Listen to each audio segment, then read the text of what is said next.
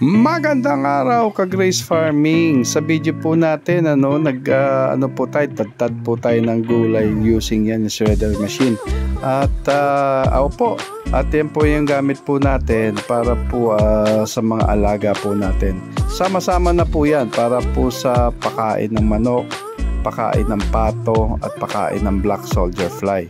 At kung magkakaroon po tayo ng mga alagang native na baboy, sama-sama na rin po siya para isang gawaan na lang po. Ayan po ay ibibigay po natin sa mga black soldier fly. Siguro yan ay mga 2 kilo o magta 3 kilo. Siguro mga lang po yan, 1 oras lang po nila mauubos yan. Yung mga nilagay po natin. Importante po na mayroon parati silang pakain doon sa kanilang lalagyan para hindi po sila mamatay at hindi po sila umalis diyan sa pinaglalagyan natin ng mga tray na yan. Kaya ganyan lang po siya. At sa video po natin ay ayan, mga gulay-gulay po ang binibigay po natin sa ating mga black soldier fly. Mga gulay, mga soya at yung mga darak At hindi po kasi ako nagbibigay ng basta-basta basura. Yung basura ng gulay po ang binibigay ko po.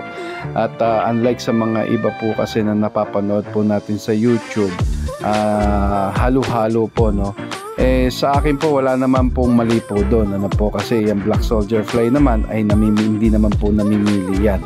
At ang sa akin lang po ay yung malinis kasi kakainin ng mga alaga din po natin. Kaya malinis din po yung pinapakain ko po doon sa mga black soldier fly. Pero sasabihin ko nga po uli, hindi naman po mali yung ginagawa po ng iba na basura po At yan setup po kasi natin na backyard na pag-aalaga lang po ng black soldier fly ay kailangan po odorless kasi nga po tabi ng bahay po namin at may mga kapitbahay po kami. Kaya kailangan ko rin po na maayos, malinis, hindi mabaho yung binibigay po natin sa black soldier fly. Kaya yung ka-Grace Farming, maraming salamat po. The Grace Farming.